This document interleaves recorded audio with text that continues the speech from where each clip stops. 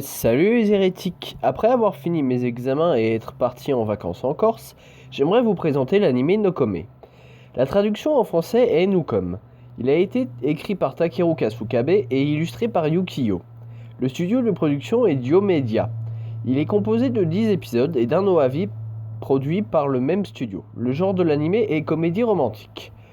Pour l'histoire, Kanade Amakusa est un jeune lycéen qui souffre d'une malédiction appelée choix absolu. Ce qui signifie qu'il est obligé de choisir une des options que la malédiction lui soumet. Sinon, il a une grosse migraine. Ce qui donne des scènes assez hilarantes. Malgré qu'il soit beau, il est considéré comme l'un des 5 rejetés de son lycée. C'est-à-dire que les personnes sont à l'opposé des personnes populaires dans le lycée. Un jour, en rentrant de l'école, il tombe sur sa voisine Daiko, qui n'arrête pas de lui dire qu'il ressemble à son ancien mari. Avant qu'il rentre chez lui, un choix absolu apparaît. Il a le choix entre Daiko tombe du ciel ou une jeune fille tombe du ciel. Ayant choisi la deuxième option, une mystérieuse fille tombe du ciel et atterrit sur lui. Plus tard, il apprendra qu'elle a été envoyée par Dieu en personne pour l'aider dans des missions qui lui permettront d'enlever sa malédiction. Chaque mission étant plus farfelue les unes que les autres. Les points forts. Cet animé contient énormément de scènes comiques, il n'est pas difficile à comprendre, les dessins sont bien réalisés, le choix des musiques est bon, elles vont bien avec les scènes présentées, et on s'attache facilement à Kanade. Les points faibles, il y a quelques incohérences par-ci par-là. Certains personnages ne sont là que pour faire de la figuration, ce qui est dommage, et certaines scènes sont un peu excessives. Donc maintenant je vais vous présenter les personnages. Nous avons tout d'abord Kanade Amakusa, c'est le héros principal de l'histoire, c'est un jeune lycéen. Il souffre de la malédiction du choix absolu. Il fait partie des 5 rejetés à cause de sa malédiction, alors qu'avant il était plutôt populaire. Suite à un choix absolu, il rencontrera une fille qui l'aidera dans ses missions pour lui retirer sa malédiction. Il a été doublé par Toshiyuki Toyonaga, qui a aussi doublé la voix de Keita dans Sword Art Online. Nous avons aussi Chocolat, c'est la mystérieuse jeune fille qui est tombée du ciel. Elle a été envoyée par Dieu pour aider Kanade durant ses missions. Elle a perdu la mémoire, donc elle ne sait pas vraiment comment aider Kanade, à part en lui donnant des livres complètement bizarres. Elle ne pense qu'à manger, surtout elle adore le sucré, c'est pour ça qu'elle sera appelée Chocolat. Elle a quelques ressemblances avec un chien dans ses actions.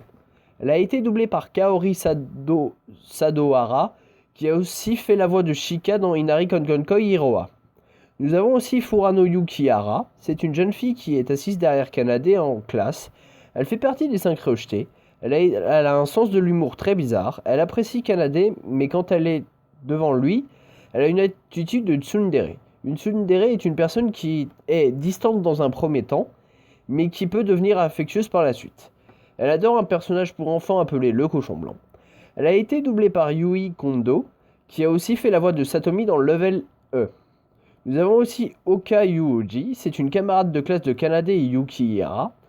Elle fait aussi partie des 5 rejetés, c'est la fille du patron de l'entreprise Yuuji, qui fabrique différents produits. Elle est hyper active, elle sera au courant des missions de Kanade, mais elle l'aidera, on ne sait pas pourquoi. Elle est doublée par Tsuji Ayumi, qui a notamment fait la voix de Elise Van Dietrich dans Sky Girls. Nous avons aussi Dieu, pour finir. Il appellera souvent Kanade pour lui parler des missions. Il ne sait pas trop d'où vient la malédiction, on ne voit jamais son visage, et fait toujours des blagues. Il a pris le travail entre guillemets de Dieu, car l'ancienne déesse est tombée enceinte et vit maintenant en ermite. Il est doublé par Shinozuke Tachibana, qui a notamment fait la voix de Tomoe dans Kami-sama Hajime Mashita.